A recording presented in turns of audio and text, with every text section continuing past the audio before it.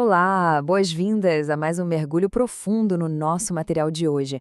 Olha, a gente vai focar num fenômeno simplesmente fascinante que está por toda parte no mundo moderno. Pensa bem, nós vivemos, sem dúvida nenhuma, na era com a maior abundância de informações de toda a história da humanidade. É incrível, né? Só que tem um problema bem frequente aí no meio: o paradoxo do conhecimento. Diante dessa montanha gigantesca de dados, artigos e teorias para todo lado, é super comum bater aquela sensação de paralisia. Aquela vontade de querer aprender absolutamente tudo antes de dar o primeiro passo acaba virando uma baita armadilha, travando a gente de tomar qualquer ação real e significativa.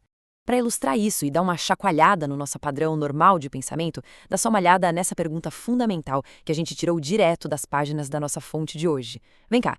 Como a eletricidade realmente funciona? Quais são as reações físicas exatas, os princípios eletromagnéticos e toda aquela matemática pesada que faz a luz acender? Bom, se alguém exigisse uma tese completa agora mesmo para justificar o uso de uma simples lâmpada, a esmagadora maioria das pessoas ia ficar completamente sem resposta. Tem um abismo gigantesco ilustrado bem aqui. Do lado esquerdo, a gente vê toda aquela infraestrutura complexa, né? Usinas, geradores, transformadores, aqueles cabos de alta tensão e leis da física super complicadas. Já do lado direito, tem só uma pequena chave na parede e a ação, que é a coisa mais simples do mundo de apertar um interruptor. A grande sacada é que a nossa vida prática não exige um diploma de especialista em física. Todo mundo aproveita energia elétrica todo santo dia, com a maior facilidade, sem nem pensar duas vezes nessa complexidade toda que fica ali nos bastidores. Certo. Então vamos mergulhar fundo nisso. A constatação mais genial do autor é exatamente esta: ninguém fica lendo o livro à luz de velas em casa só porque não entende de engenharia elétrica de ponta a ponta. Quer dizer, ninguém tenta construir uma hidrelétrica inteira no quintal de casa antes de ligar o abajur da sala. A falta de um domínio científico total não é um muro intransponível. O ser humano consegue, de um jeito incrível, colher os benefícios da energia e facilitar a própria vida, mesmo sem saber desenhar o circuito que faz tudo aquilo acontecer. Isso nos leva à primeira parte. A quarta mentira, o princípio básico do sucesso.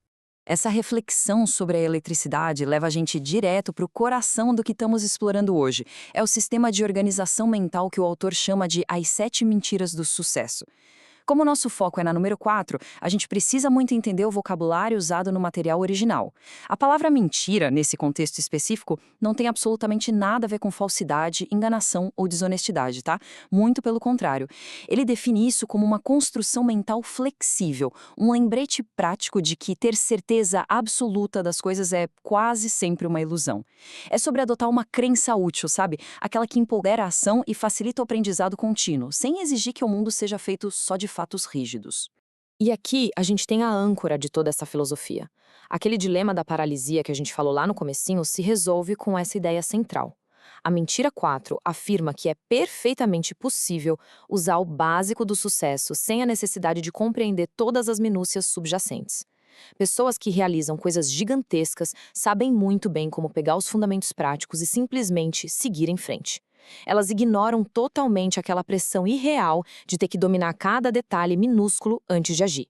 Agora, o que é muito interessante observar aqui é o comentário cirúrgico que o texto faz. Quando a gente estuda o comportamento de pessoas que têm muito poder ou grandes responsabilidades, fica bem claro que elas têm um conhecimento prático excelente sobre várias coisas. Mas elas quase nunca têm um domínio absoluto de todos os aspectos técnicos de suas empresas ou disciplinas. O líder com visão de futuro entende o funcionamento geral e confia a parte super complexa para os especialistas da área. Seguindo em frente, vamos para a parte 2, modelagem e tempo, as ferramentas de excelência. Então, o ponto crucial é que uma vez que a gente entende essa mentalidade, é preciso aplicar na prática. E a ponte entre o querer realizar algo e a execução perfeita mora num conceito chamado miseráveis do tempo. As pessoas altamente bem-sucedidas tratam o tempo como ele realmente é, um recurso insubstituível. Elas não deixam a própria mente afundar no mar de trivialidades. Diante de um desafio novo, elas não vão tentar entender a história de todo o universo antes de tomar uma atitude.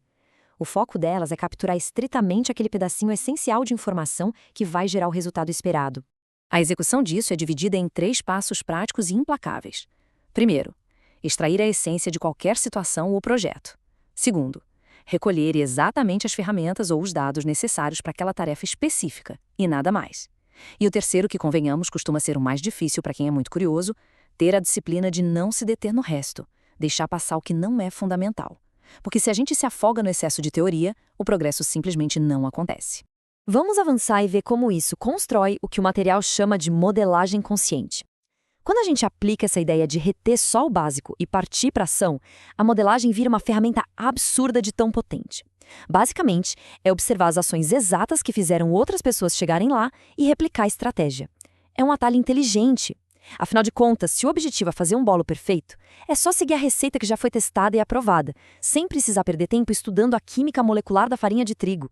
O que nos traz a nossa terceira e última parte: colhendo os frutos, o verdadeiro objetivo da ação. Isso ilustra de forma brilhante o ápice de toda essa lógica, com a metáfora mais impactante da nossa análise. Sair da teoria constante e ir para o mundo prático tem um propósito muito recompensador. Imagina uma árvore gigantesca. A gente pode passar a vida inteira só estudando as raízes, cavando, analisando a composição da terra, medindo a água gota a gota. Ou, alternativamente, a gente pode tomar a decisão de simplesmente olhar para cima, esticar a mão e pegar o fruto que já está ali, maduro. Acontece que muita gente fica tão fascinada pelas raízes que esquece que o plano original sempre foi fazer a colheita. E calma lá, é fundamental deixar claro que não estamos fazendo apologia à ignorância completa aqui, de jeito nenhum. A grande sacada é encontrar o equilíbrio harmônico. É descobrir aquela linha onde a gente sabe exatamente o suficiente para usar uma ferramenta, liderar uma equipe ou dar o pontapé num projeto, mantendo a curiosidade viva, mas deixando que a ação ocupe o papel principal. O segredo da crença 4 repousa perfeitamente nesse ponto de equilíbrio entre saber e fazer. Com essa imagem da árvore em mente, a gente fecha essa nossa exploração com uma provocação super prática para levar para a vida. Quando a gente olha para aqueles projetos paralisados ou objetivos que parecem não sair do lugar, vale a pena perguntar intimamente quais raízes exatas será que estão roubando aquele tempo valioso que, na verdade, deveria estar sendo usado para colher os frutos. Será que não passou da hora de simplesmente apertar o interruptor e deixar a luz acender? Um excelente questionamento para se pensar. Até nossa próxima análise aprofundada.